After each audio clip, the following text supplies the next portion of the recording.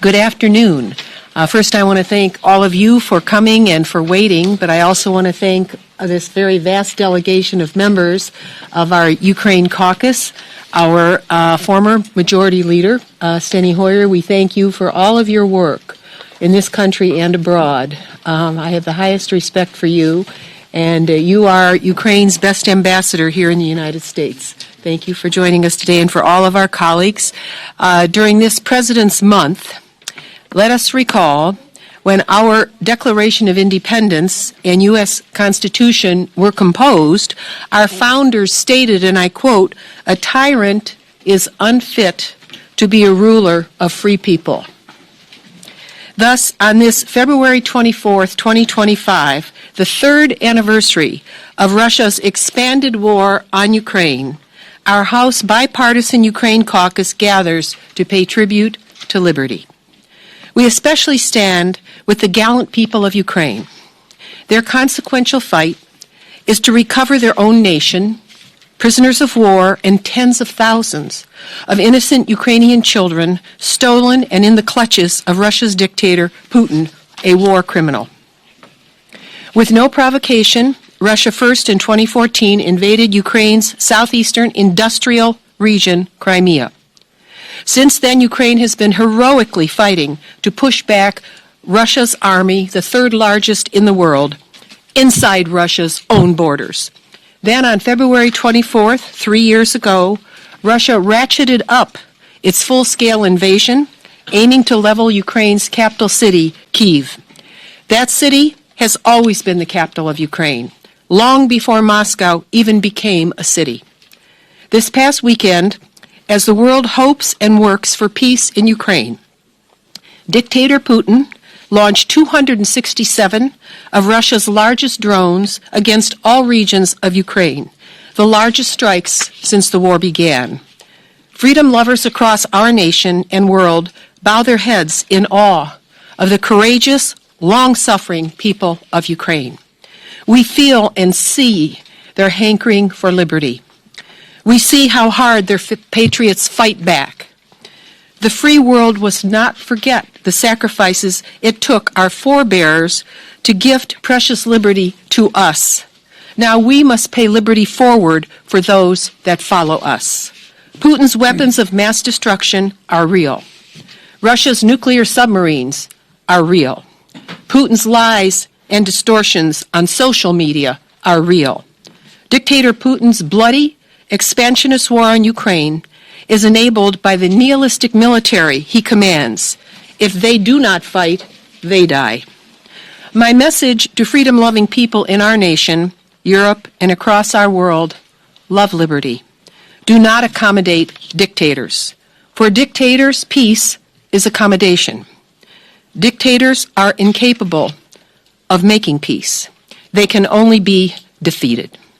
Ukraine must be victorious, and Russia's expansionism must be thwarted so Russia never, ever covets Ukraine nor Europe again. Ukraine has become the scrimmage line for liberty on the continent of Europe. The Europeans and Americans grasp this imperative because we together cast off brutal dictatorships in the 20th century, Joseph Stalin's and Adolf Hitler's. The cost was high in human life and treasure. Frankly, freedom for Ukraine today is our real test of liberty. For every nation that calls itself free on our earth, gird up. Do you stand with liberty or tyranny? The choice is clear. Are you but a bystander on planet Earth, or can you make Earth a safer and more humane place? The war first began when Russia crossed Ukraine's border and took its initial big bite of territory in 2014. President Trump takes serious note. Russia invaded Ukraine, not the other way around. Russia has 13 time zones. It doesn't need Ukraine. Russia has nearly 4 times the population of Ukraine. It doesn't need Ukraine. Let Russia take better care of its own people. Maybe then its birth rate would rise again. I have visited Russia many times and seen the sadness and struggle of its people. Putin needs to take care of the people of Russia first. Putin is not Ukrainian. he is Russian, and he is an invader, an aggressor. He is but the latest version of Russia's mass-murdering tyrants. He prides himself on the style of mass murderer Joseph Stalin. Just 9 decades ago, Stalin bludgeoned, killed, and forcibly starved over 14 million people in Ukraine into submission, more than any other mass murder in the history of the world. As Solzhenitsyn observed, the Holodomor famine came without drought and without war. Like Stalin before him, Putin is perpetrating these crimes against humanity on the sacred soils of Ukraine. His objective is to steal Ukraine's territory, identity, heritage, sovereignty. The people of Ukraine have earned everlasting peace and prosperity inside their own borders. The world knows Putin, his henchmen, and armed forces are fully responsible for committing execution-style killings of Ukrainian men, women, children. They torture civilians in detention through beatings, electrocution, and executions to break their spirit. But Putin never broke Russian freedom fighter Alexei Navalny's spirit. Navalny remains stalwart, honorable, and elegant, even in death. In a miserable Arctic prison camp. Miserable. Russian forces have kidnapped tens of thousands of Ukrainian civilians to grim detention centers in Russia, and Putin's goons have absconded with thousands upon thousands of Ukrainian children who've been forcibly separated from their families in violation of international law. Can you fathom the bestiality of Putin's operatives scaring and reprogramming the psychology of tens of thousands of stolen Ukrainian children? What kind of demented, macabre, sick tyrant would do this to tiny human beings? In sum, after the fall of the Soviet Union in 1991, Ukrainians were freed. From 1991 until 2014, they had been deprived of their liberty for most of the 20th century. And then, in 2014, 23 years later, Russia invaded Ukraine's southeast border, compromising Ukraine's young, precious liberty. President Putin is a war criminal. He holds responsibility for all war crimes in Ukraine. Let us pray and work for a settlement of hostilities with security guarantees. May the gods of freedom, peace, and glory bestow upon the people of Ukraine their hard-fought victory. Slava Ukraini, glory to Ukraine. I will now yield to my co-chair of the Ukraine Caucus, Joe Wilson, and then Mike Quigley and our other members to speak on this important topic. Thank you, Madam Chair. And ladies and gentlemen, I'm Joe Wilson from South Carolina. Just grateful to be here and grateful to be with fellow patriots who support peace through strength. Indeed, it was 3 years ago today that the world has gotten into a war we did not choose. It was war criminal Putin invading Ukraine 3 years ago today. He actually told his troops to take with them their dress uniforms because they would be there just 30 days on a special mission. And on the special mission, they would end up being in parades, victory parades, as they would be welcomed by the people of Ukraine. Instead, what they ran into, thanks to President Donald Trump, were Javelin missiles. And so President Trump had provided the Javelin missiles to stop the incursion, the invasion, the convoy. President Trump had put American troops in Poland to deter the conduct of war criminal Putin. President Trump did stop Nord Stream 2, which was the financing of the dictatorship in Moscow. And so over and over again, the opposite consequences unintended. We now have NATO stronger than ever. Sweden has given up 200 years of neutrality to be part of a defensive alliance, NATO. And then the false claims that Putin was concerned about having NATO as a border. Well, he's got it.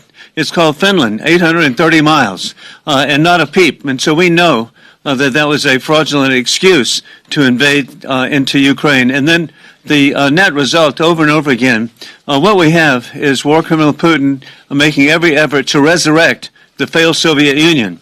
he left troops in Moldova, in Transnistria. He invaded the Republic of Georgia with the great leader currently of Salome Zurabishvili, the actual legitimate president of Georgia. He then, of course, invaded and took Crimea, and then invaded the Donbass, and then he annexed virtually Belarus, and Svetlana Tishkova is the actual president of that country. Over and over again, what Putin is doing is trying to recreate the failed Soviet Union. He's not going to stop at Ukraine, and so it's just so important, and I take that personally. It's peace through strength, what President Trump has is known for, and it's very personal. I served 31 years domestic military. My dad served in the Flying Tigers to liberate India and China. My 4 sons all served in Iraq, Egypt, and Afghanistan.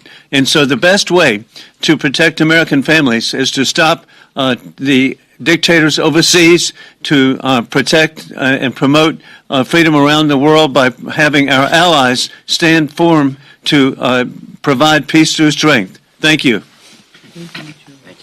Thanks, Joe. Let's be clear. We who stand with Ukraine want the war to be over more than anyone, but not with what would be a Russian victory. Presidents in our lifetime and before have spelled out why we stand with democracies like Ukraine, to prevent a sovereign democratic nation from being wiped off the face of the earth. The same reasons we fought the Second World War, formed the United Nations, formed NATO, to show resolve to our allies and our adversaries. Now, presidents have talked about this since before the Second World War. FDR, right after, as the war was ending, in his last inaugural said, "We have learned that the welfare of our nation is dependent on the welfare of nations far away." John F. Kennedy said we would pay any price, bear any burden, support any friend, oppose any foe to assure the survival and success of liberty. And finally, President Reagan, the Reagan Doctrine, said we will do everything possible to help our allies, support all of our allies against, at the time, Soviet aggression. But no one can remember on the 5th of June, FDR saying to Churchill, "We're going to send you a bill on this. We want you to pay double." Because it didn't happen. Because we did it for all the right reasons, and the same reasons we do it now. Our leadership here is a strategic and moral imperative. We remind ourselves that often, also often, the right thing to do, the moral thing to do, is indeed the smart thing to do.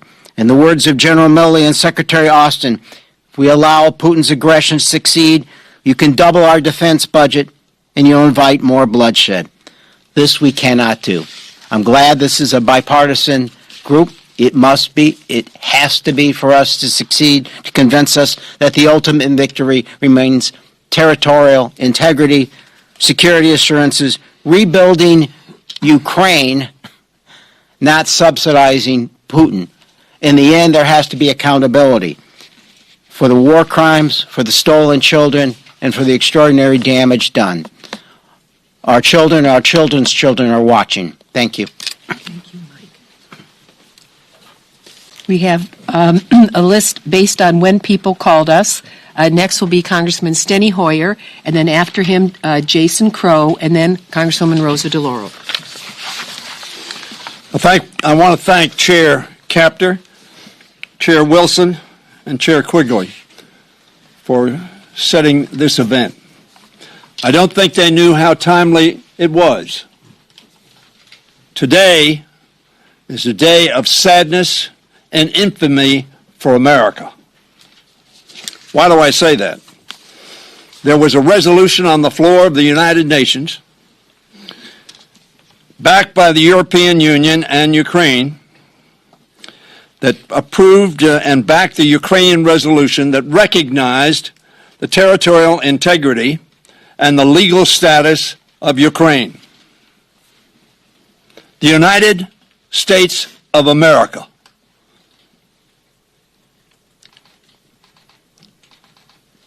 One of our presidents, as has been quoted by Mr. Quigley, said we would pay any price, bear any burden to defend freedom.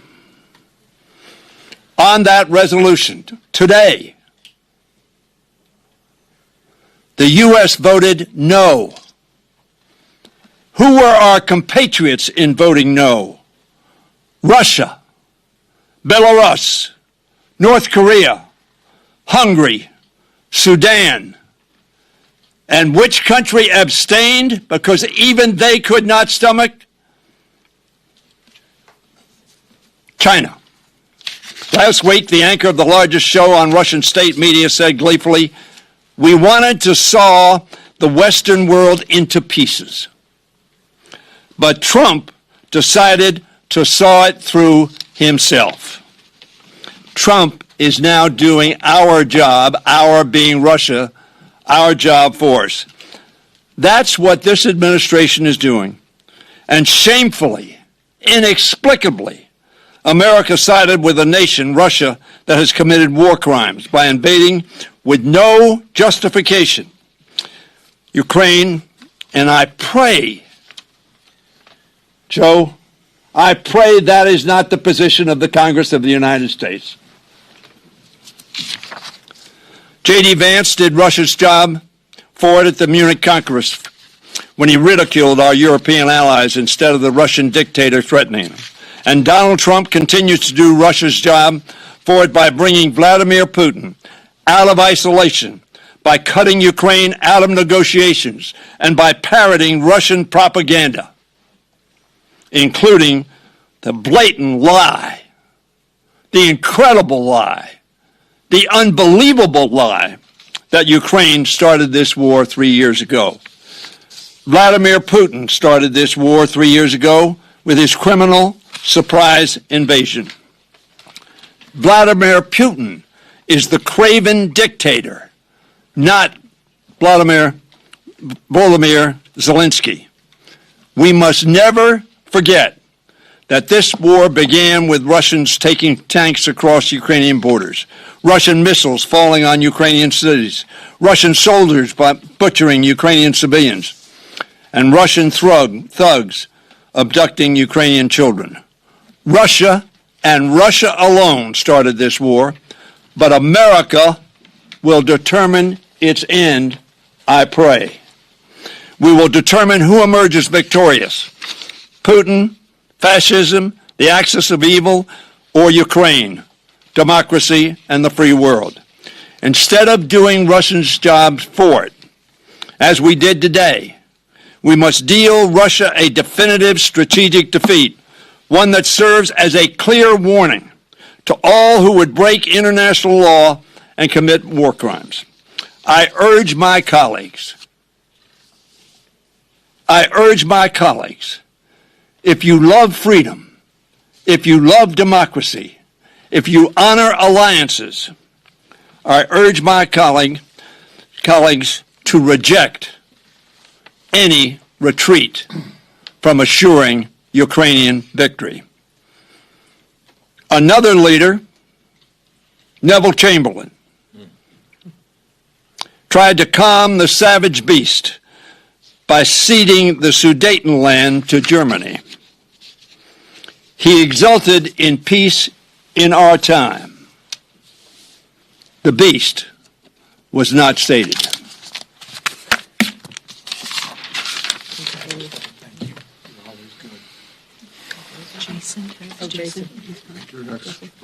Then Rosa DeLauro, and then after her, Congressman John Larson, Congresswoman Madeleine, and Congressman Lloyd Doggett. Good afternoon, and thank you all for joining with us today. And I have to recognize my long-term friend, colleague, Congresswoman Marcy Kaptur, for organizing this effort today. To see so many of my colleagues here today, what are they doing? We are demonstrating that we will not abandon our ally and fellow democracy in their fight for freedom. This is about a fight for freedom.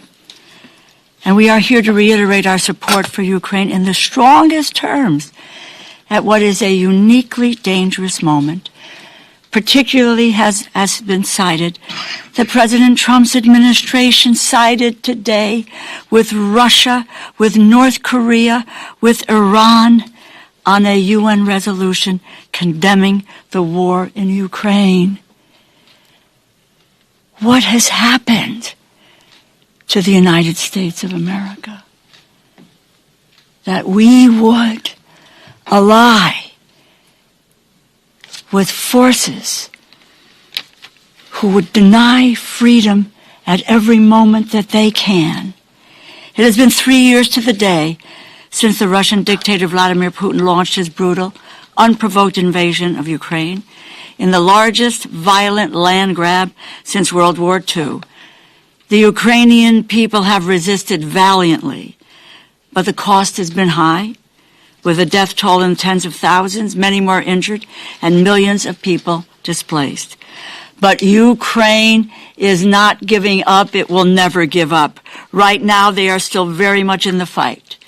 And Russia has paid dearly for every inch of illegally occupied land. European partners and allies are still committed to the struggle against this blatant aggression from Putin. And the Ukrainian people are speaking clearly through their elected President Zelensky. They are a sovereign nation, and they speak for themselves. Only Ukraine can decide when it is done fighting, no one else. It is our job here in America to continue to remind President Trump of that fact and of history. History teaches that aggressors never stop of their own accord. Again, witness 1938 and the Sudetenland. And they are never satisfied with appeasement. If Vladimir Putin's bloody war is rewarded with Ukrainian land, or if he believes he can negotiate with other countries on behalf of Ukraine, he will try again for more. I will not turn a blind eye to the suffering of the people of Ukraine, who have endured nearly 3 years of war and constant attacks on civilian infrastructure and population centers. Rewarding this type of aggression would only be setting the stage for more war and instability in the future. We will continue to advocate for our ally Ukraine, for their defense, for the civilian and military resources they need, and for allowing them to control their own destiny. That is our obligation. That is our moral responsibility as an ally and as the world's strongest democracy.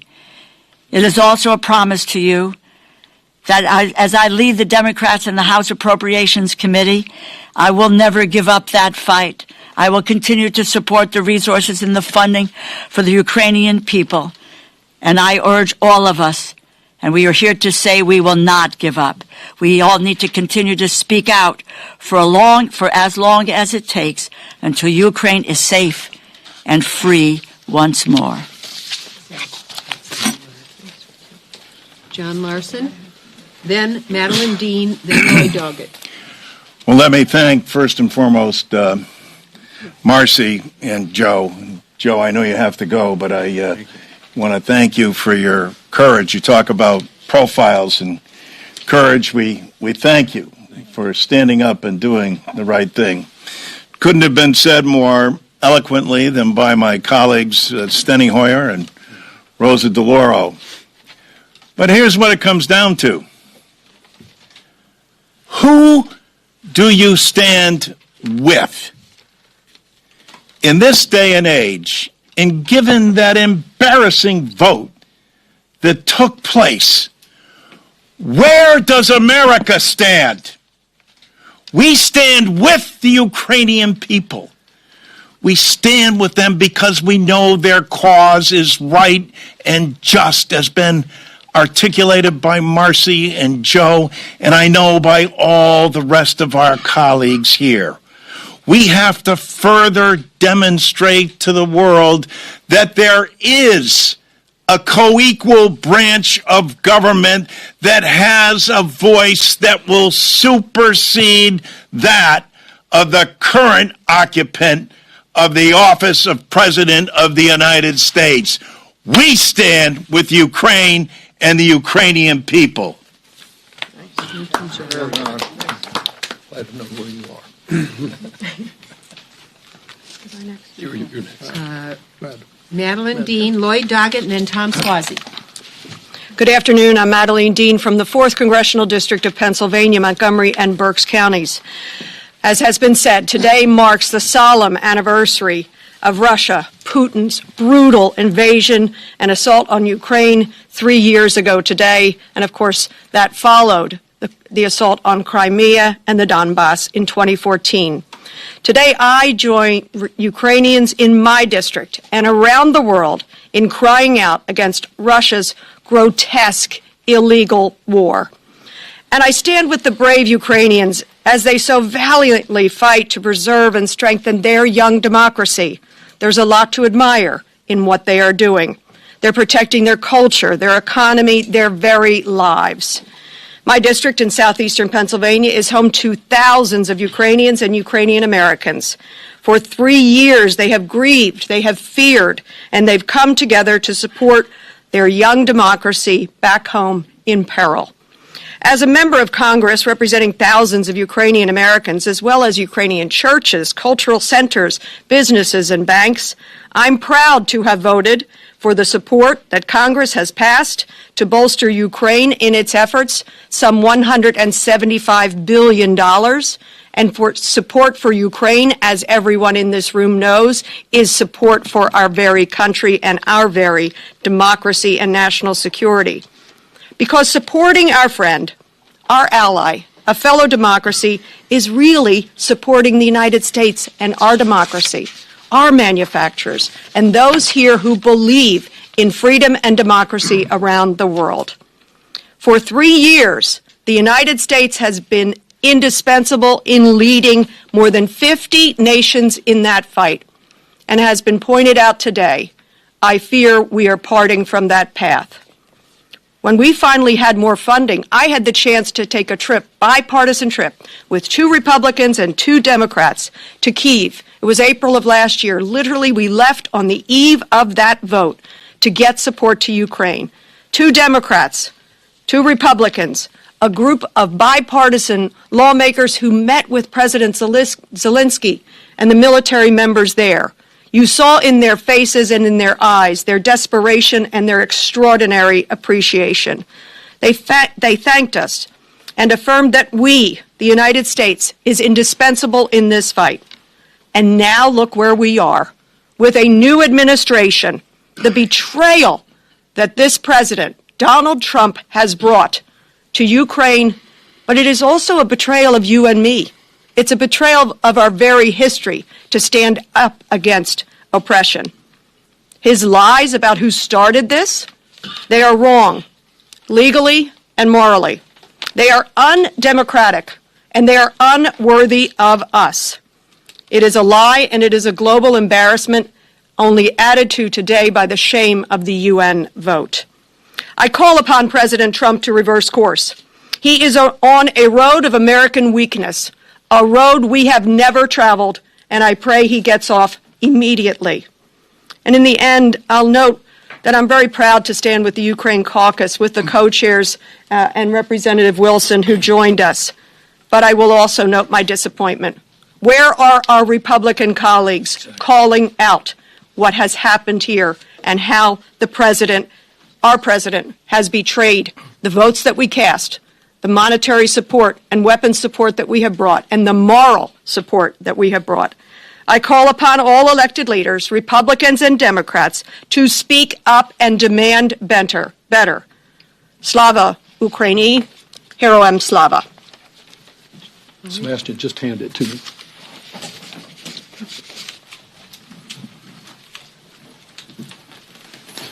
Since his wholly unjustified, brutal invasion of Ukraine, Putin has been responsible for destroying one Ukrainian town and village after another, murdering thousands and kidnapping even more.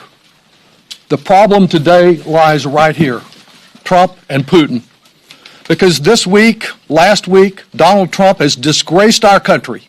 Imagine a resolution as simple as saying that Putin is the aggressor and he ought to return the land that he has stolen from the people of Ukraine. And the response today, Donald Trump says, vote with North Korea, vote with Russia, and a handful, as most of the nations of the world overwhelmingly passed the resolution. Surely this is the great appeaser, not since 1938 when Chamberlain paved the way for Hitler to take Czechoslovakia has such appeasement occurred. And as he directed the secret meetings last week in Saudi Arabia, we know that Donald Trump was so weak-kneed that he could not even stop more attacks like this. The largest drone attack in the history of this 3-year war occurred this weekend, and Donald Trump did nothing about it. What of the reaction of the Republican senators and Congress members of this caucus? I've been a member long before this invasion, and Representative Kaptur and others have worked diligently to try to make this a bipartisan caucus, as well it should be. But they, with the exception of Mr. Wilson, and a number of his comments, of course, I disagree with the exception of Mr. Wilson, and I believe one other member of our caucus who's a Republican who put out a strong statement, they've been silent. And their silence emboldens the enemies of the United States. More typical of the Republican point of view is what amazingly happened as Donald Trump was sidling up with Putin. Last week, one of our Republican colleagues, introduced a bill right out of the North Korean playbook. She demanded that Donald Trump's birthday be declared a national holiday here in America. I suppose every dictator has his day, but I think this one should be appropriately called Appeasement Day or Surrender Day. Our Republican colleagues can either speak out or remain complicit in the loss of much of Ukraine and the destruction of dangers in endangering much of Europe and American families as well. Since World War II, Democratic and Republican leaders on a bipartisan basis have worked to build a world order where boundaries were respected. If we fail to maintain that previous bipartisan commitment, Ukraine, our democratic ally, will be endangered. The rule of law will be abandoned. We must unite against the appeasers and stand up for self-determination, democracy, and freedom. Thank you. Well done. I'm just so proud to stand with all these members today, honestly, and thank you all for coming. This is such an important moment in world history. Tom Suozzi, Sean Casten, and Jim Costa. Thank you, Marcy, and like you, I'm very proud to stand with all these members as well. It's really amazing to listen to all of you, and thank you so much for standing up like this, including Joe Wilson, who had to leave. And we have to encourage more Republicans to stand up like this and do exactly what John Larson said and show a profile in courage. I've got a very simple message. It shouldn't be necessary, but we have to be very clear. Putin is a dictator. Zelensky is not. Zelensky was elected by 73% of the voters in Ukraine, an election that was certified by the European Commission that certifies it was in fact a free and fair election. Very simple point that we need to be reported regularly. Putin is a dictator, Zelensky is not.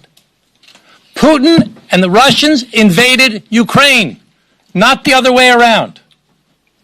When we talk about appeasement, as Steny pointed out and as Lloyd pointed out, we're talking about what Neville Chamberlain did with Hitler before World War II. Let's just give him something. Let's try and make peace with this guy, and he'll stop. He didn't stop. The other day, Hexed said, Ukraine can't win this war. They're just not big enough. They can't possibly beat these guys. If we cave now and reward Russia for invading a democratically elected leader's country, who is our ally, if we reward Putin now, what do you think the people in Latvia are going to say? What are the people in Lithuania going to say? What are the people in Estonia going to say? What are the people in Moldova going to say? What are the people in Poland going to say?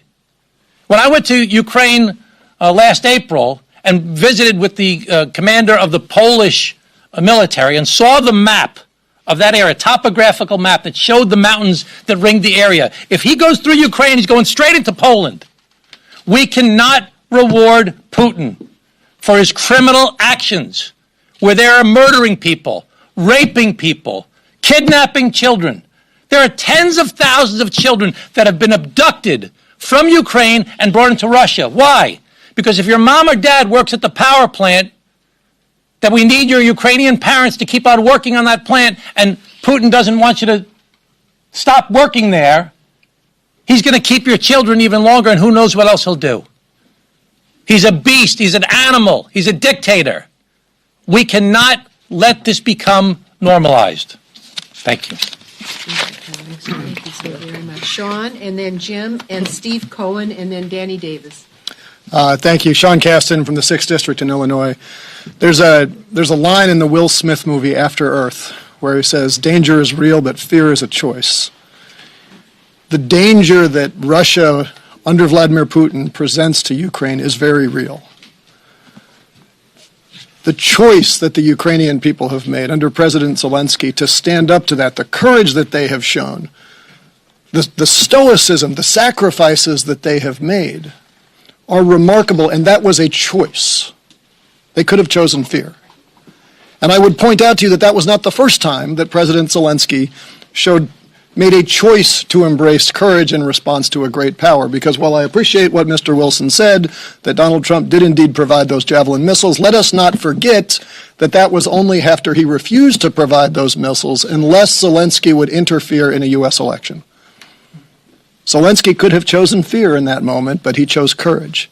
And I would ask you all, would we still be here today, as this United States, if Vladimir Zelensky had chosen fear in that moment, had chosen to interfere in a United States election out of the fear that if he didn't, he might not get the military aid that he needed? Now, we can speculate what danger Vladimir Putin presents to Donald Trump. I don't think that's useful in this moment, only to acknowledge that Trump has chosen fear. I'm proud of the fact that aid to Ukraine has been bipartisan over the last terms. I'm also deeply troubled by the fact that the Ukrainian aid package that we passed last term was passed with a minority of the Republicans in the House. We can speculate why it is that the Republicans in the House have chosen fear rather than to stand up to Donald Trump. Again, I don't think the speculation is useless, only to observe that they have chosen fear. We can choose to be afraid now at this moment where the United States took a shameful vote at the United Nations today for what that means to the post-World War II order, or we can follow in the lead of Zelensky and choose courage. I would leave you with the words of Frederick Douglass. And now I'm going to forget the quote as I try to do it off the top of my head here. When he said that the only definition of patriotism is being willing to stand up and rebuke those who would instead hide under the specious garb of patriotism, to stand up to your country when it does wrong. We are here because it is patriotic to rebuke our country when it does wrong, and we are asking our Republican colleagues to choose courage in this moment with us, to show the courage that the Ukrainian people have shown, and to make sure that going forward we can take more pride in what our nation has done. Thank you. Thank you, Sean. Yes. Beautiful. Yeah. Jim Costa, Steve Cohen, Danny Davis, Jake Auchincloss. Thank you very much, Chairwoman Kaptur, and the bipartisan coalition that is reflected in the Ukrainian Caucus. Jim Costa from the 21st District in California. 3 years ago today, marked Ukraine's invasion of Russia by dictator Zelensky. I cannot believe on what planet in the world you might be living on if you believe that to be a fact. I mean, it is a lie, pure and simple. I've been to Kiev 4 times in the last 2 years, and Russia's invasion of Ukraine marked the end of the longest peacetime period in Europe, beginning in 1945 until 3 years ago, 80 years, the longest peacetime period in Europe in over 1,000 years. And why did that peace reign?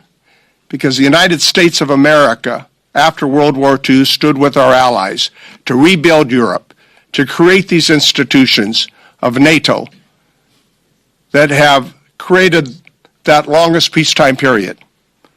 But 3 years ago, with Russia's invasion of Ukraine, we saw that peace violated and ended. The largest land war in Europe since World War II. The 4 times that I've been to Kiev in the last 2 years, I've met with the Ukrainian people, with the Ukrainian soldiers, with its leaders, including President Zelensky last fall. And I understand the spirit for which they stand for human rights, for the sovereignty of their nation, and for them to be able to continue to flourish and become what they want to become, a part of the European Union and a member of NATO. But let's understand what's happened here in 3 years. 10.6 million Ukrainians have been displaced. 46,000 Ukrainian soldiers have lost their lives. Over 380,000 injured. 10% of the housing stock has been destroyed, and 20,000 Ukrainian children have been kidnapped. Make no mistake about it. Putin is a war criminal, as my colleagues have indicated here. I mean, modern Russia today is a syndicate masquerading as a country with a mob boss called Putin. That's really what Russia is today. And Putin sees himself as a reincarnation of Peter the Great. He wants to reestablish the Soviet Union. And my colleagues who mentioned this earlier are right on point. The Baltic states, Poland, Romania, Eastern Europe is all being threatened if we allow Putin to succeed and recreate his vision of the Soviet Union. He has spoken about this for years. The great catastrophe was the collapse of the socialist republics, he says, in numerous speeches. Our European allies are worried, and they should be. Not only in the events of the last 2 weeks in the Munich Security Council, but the Secretary of Defense's speech in Brussels outlining terms for negotiation before there's even a negotiation that took place. Over your skis, pal. What are you thinking? And the weakness that President Trump is demonstrating here in his so-called negotiations, the great deal maker, give me a break. I mean, Putin's established his terms, and he has said this numerous times in the last year. 1, no European Union for Ukraine. Don't ever think about joining NATO. Demilitarize your forces. And then, only then, will we begin to talk about a ceasefire and negotiation of land. That's not a negotiation. But make no mistake about it, our European allies are concerned, and they're even more concerned with a vote today in the UN. And I tell you who's very much pleased about this, not only Putin and Russia, but China. Because China is looking to determine whether the United States is going to continue to still lead the world for democratic nations. Because China's intent on Taiwan is very clear. Putin wants to divide us. He wants to drive a wedge into Europe. He wants to destroy the viability of NATO. He's made that very clear. And the weakness of the European Union. I don't know what has happened to the party of Reagan, but I wished it would come back. The fact is that we've had bipartisan support in the last 3 years, but we see it eroding. So I urge and ask my Republican colleagues to come back and to speak the same words of Ronald Reagan when he was in Berlin. And he told Mr. Gorbachev to tear down this wall. Tear down this wall, Mr. Gorbachev. That was the spirit of Ronald Reagan, executed by other presidents like John F. Kennedy. So today, we need to stand strong against tyranny. We need to stand to ensure that our Ukrainian allies know that we're there for them, along with our European allies. Our support for Ukraine's not just about one nation's borders, but let's remember, it's a fight for our democracy as well. And for those who share the love of democratic nations and sovereignty. That's what this is all about. I want to thank all of you for being a part of it. This is a seminal moment in American and world history that we are living in today. Make no mistake about it. And historians 25 years from now will look back at this time period, and they'll make determinations based upon what happens? Did we make more good decisions than poor decisions? I pray to God we make more good decisions. Thank you very much. Thank you, Jim. Thank you. Thank you also, Lloyd. Congressman Steve Cohen of Tennessee and Danny Davis of Illinois. Thank you. Jake Auchincloss and Dan Goldman. Thank you to all the chairs of the Ukrainian Caucus and the folks that have joined us up here. When President Trump went to Helsinki during his first term and took a knee to Putin, it told us there was something wrong in the relationship between our American president and Putin. Maya Angelou said, when somebody shows you who they are the first time, believe them. He showed us who he was. He showed us who he was when the Russians visited in Trump Tower with his son and others.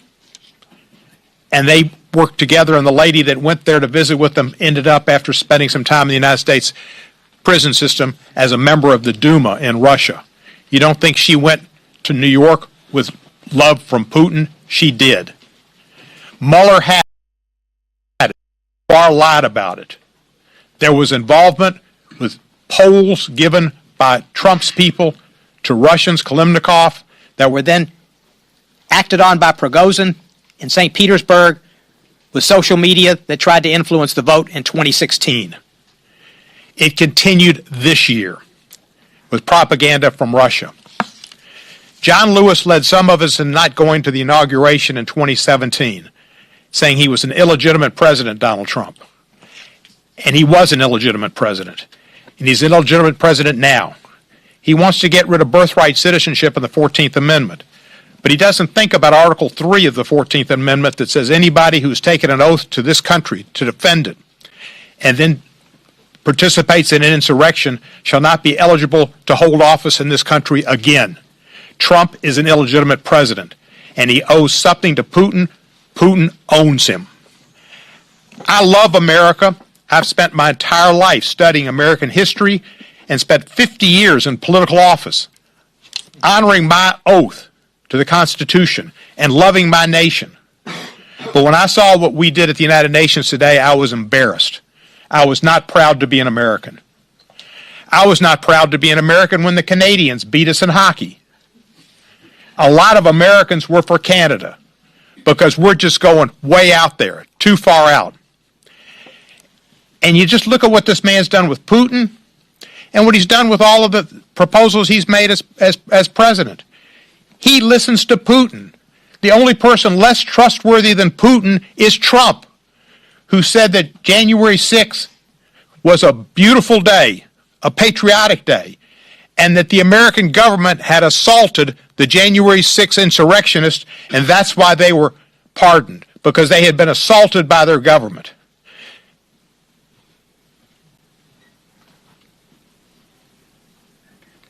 You could pee on my leg, but don't tell me it's rain. And Trump is raining on America. I am Representative Danny Davis, and I represent the 7th Congressional District of Illinois. I want to commend Marcy Kaptur, Mike Quigley, Joe Wilson for the leadership of this caucus, and indicate that I am delighted to be here to reaffirm my commitment, reaffirm my community's commitment to support for Ukraine. I represent a large Ukrainian community, and all of us are a part. I believe that a threat to freedom, self-determination anywhere is a threat to freedom everywhere. And the only way we can keep ourselves free is to make sure that Ukraine maintains itself as a free, independent nation. Whatever support is needed, whatever resources we can generate, I am in favor of allocating them to keep Ukraine free. Thank you, Danny. Thank you very much. Congressman Auchincloss, and then Congresswoman Julie Johnson and Congressman Eugene Vindman. Thank you, Marcy, for your leadership here. I'm Jake Auchincloss. I represent the Massachusetts 4th. Yet again, Speaker Mike Johnson and congressional Republicans, with a few spare exceptions, are silent and afraid as Donald Trump weakens and embarrasses the United States on the world stage. The party that used to extol peace through strength is now advocating for temporary ceasefires through appeasement and capitulation. It's an embarrassment for the party of Ronald Reagan, and they try to confabulate excuses for Donald Trump's behavior as though he's got some grand strategy, and yet the truth is, and they know it, he just is a sycophant for Vladimir Putin. He has some weird admiration for Vladimir Putin and the way he operates the Kremlin, and is willing to sell out his own country as well as Ukraine in order to impress Vladimir Putin. Congressional Republicans must demonstrate courage and join congressional Democrats in insisting that the United States continue to provide economic support for Ukraine, most notably through the $50 billion economic lifeline underwritten by the Russian frozen assets that Joe Biden agreed to the G7 that we would secure, that we continue to provide materiel and military support for Ukraine to strengthen their position on the battlefield, because despite claims to the contrary, Ukraine is winning that war. Russia is sacrificing thousands of casualties for every square kilometer it gains. It has manpower shortages on the front and in the rear, and it's got double-digit inflation that is not sustainable over the next 18 months to 2 years. Ukraine can win, and the United States and the West must continue to support it militarily. And finally, congressional Republicans must join congressional Democrats in insisting that there be nothing about Ukraine without Ukraine. Ukraine must be present and active during the diplomacy so that any deals agreed to have the sovereign buy-in of the Ukrainian people. Goodness knows Donald Trump's junior varsity team of negotiators aren't going to get it done by themselves. You got Pete Hegseth over there in Europe negotiating in the open against himself, taking significant concessions and leverage off the table before Russia has even engaged in the debate. Then you got him disagreeing with J.D. Vance. It was a self-goal before round one of negotiations had even begun. So this team cannot be trusted to negotiate against the hardened diplomats and technocrats that Putin will be sending. We need to make clear to the Ukrainian people as Americans that despite the shameful behavior of this president, Americans do not want to plunder Ukrainian minerals. We are not here for Ukraine's minerals. We are here to fight for Ukraine's freedom alongside them. Thank you, Jay. Thank you so very much. Congresswoman Julie Johnson and Congressman Eugene Vindman. Today is two anniversaries that are worth discussing. The 3-year anniversary of the breaking of the greatest peace that we've had in Europe in 80 years. The 3-year anniversary of a country dominating the will and the freedom of another to violate the spirit of the Great War and its peaceful and its ultimate resolution. But today marks an equally troubling day, the day when the American president went on bended knee and licked the boots of the president of Russia, where the United States of America voted in the UN to stand with North Korea and Russia against the rest of all of our allies. Who would have ever thought today would have happened? Not in my lifetime.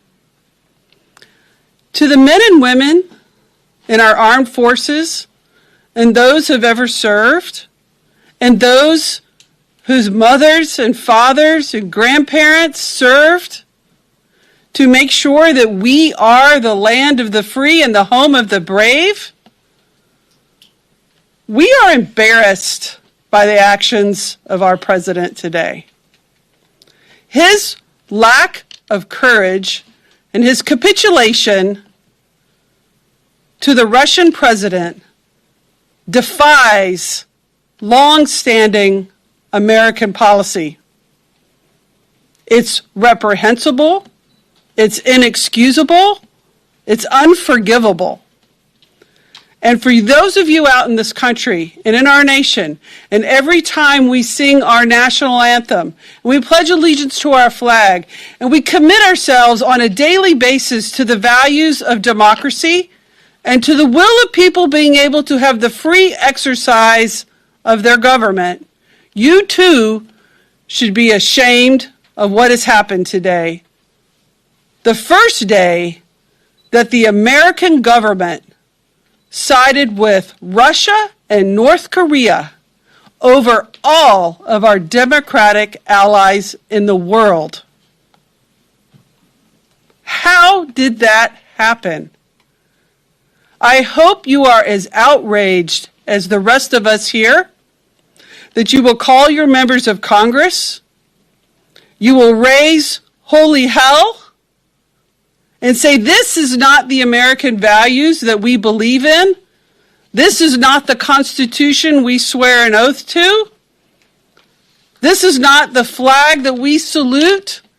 This is not the country and the values that we send our young men and women to die for. We stand for freedom. We stand for freedom. And today, President Trump turned his back on freedom at the United Nations. It's wrong, and it's just unforgivable.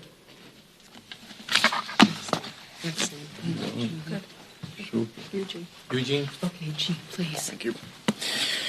Thank you all to all those who have spoken today. So, we've heard of a number of shameful acts today and the actions that the president directed at in the UN Security Council.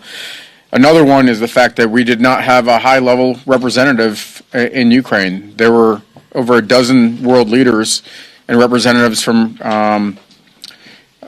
countries around the world, democratic countries around the world, but we did not send one, and I think that's another shameful act. So, 3 years ago today, Russia launched an unprovoked invasion of Ukraine, and in the last few days, that fact has been disputed. And it's important that we represent history truthfully. So whether it's Putin or President Trump, anyone that says that Russia was not the aggressor or that Ukraine is responsible for initiating this conflict is lying. Today's anniversary reminds us that the Ukrainian people continue to suffer. And we saw a picture earlier today of the devastation in Ukraine. And I witnessed that firsthand when I traveled to Ukraine 14 times investigating war crimes under a State Department grant that sadly now has been terminated. But I know that Ukraine will remain resilient and strong, and that this is not a regional fight. It's Ukraine's sovereignty. Ukraine's sovereignty is a U.S. national security issue. We must hold the line in Ukraine now, or in coming years, we may end up holding the line with U.S. boots on the ground in Europe fighting. If we want peace, the president says we want peace, but even before negotiations started, the president basically gave away the farm. Before we even got to the negotiating table, not only was Ukraine excluded, but the U.S. agreed to territorial concessions to Russia, agreed that Ukraine does not belong in NATO. I mean, this is about the weakest form of deal-making you could imagine, at the same time as we're trying to extort Ukrainian natural resources. If the Trump administration wants peace, then they will only achieve that with pressure on Russia, not by just pressuring Ukraine. If we want this war to end, it could end tomorrow by Russia withdrawing its forces from Ukrainian land. It's as simple as that. Weakness invites aggression, and easing up on Russia only makes Ukraine's fight harder. We must stand firm.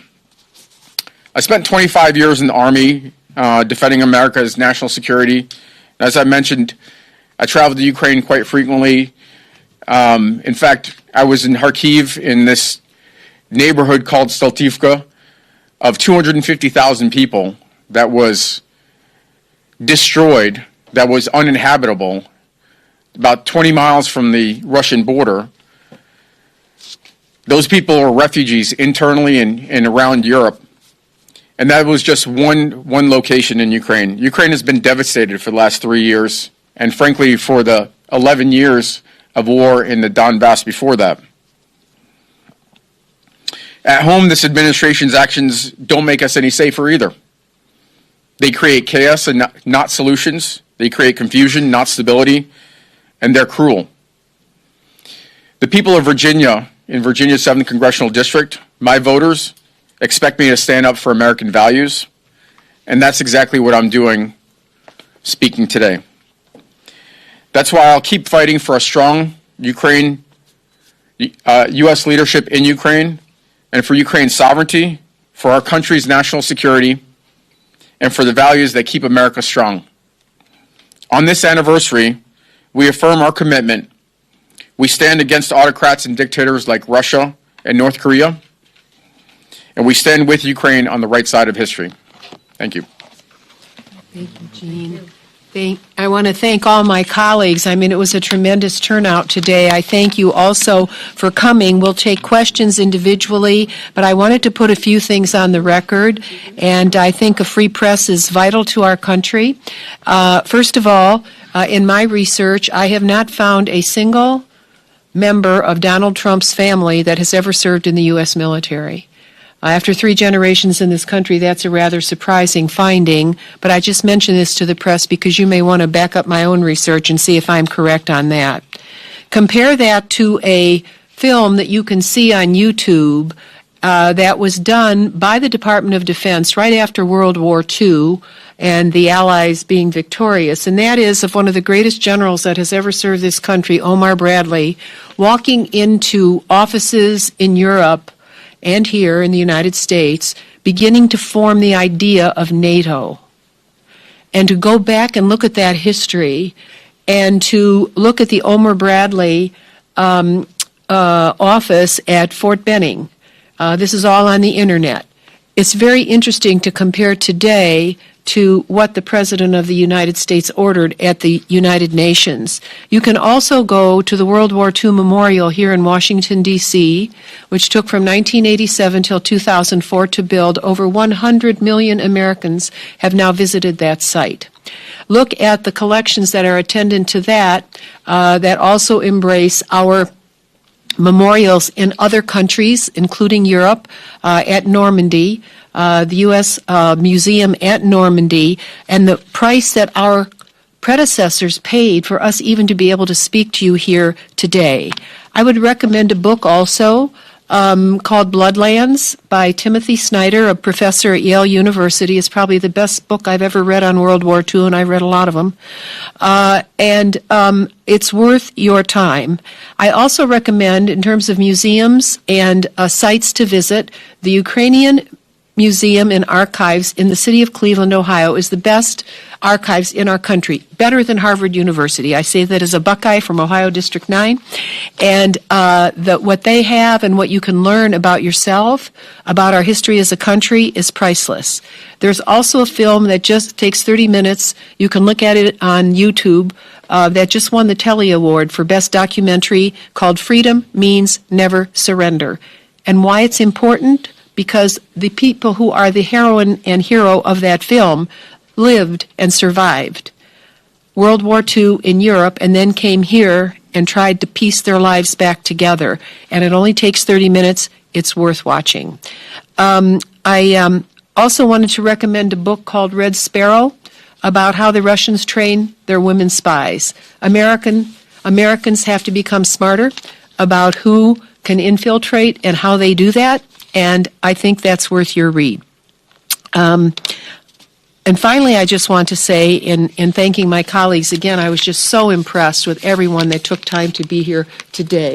And I want to thank Madeleine and Danny and Jen and Jean, Julie and Jean, for remaining here to the end and being able to answer questions. But I simply cannot fathom how a gentleman who grew up in New York City near the Statue of Liberty and the United Nations right at his doorstep, could have a view of the world in which he would vote for tyranny and against liberty by urging his representatives at the United Nations to do that. I just find that unfathomable as an American citizen. Our relatives have been in this country for well over a century. We have veterans that fought in every war, and it wasn't the easy jobs. They were all combat, and they were wounded, and it's the reason I'm standing here today. So it's a sad day for our country in terms of the vote that was cast at the UN at the urging of President Donald Trump, but it's a great day here in the House of Representatives where we had such a phenomenal turnout of members and such intelligent and well-read and well-experienced veterans. It's a good day. The flame is alive. Thank you so very much for being here. Now, I think it might be best if I let the members go down if you want to come up to them individually. Is that all right? Okay, thank you for being here. Thank you. All right. Very wonderful. What a great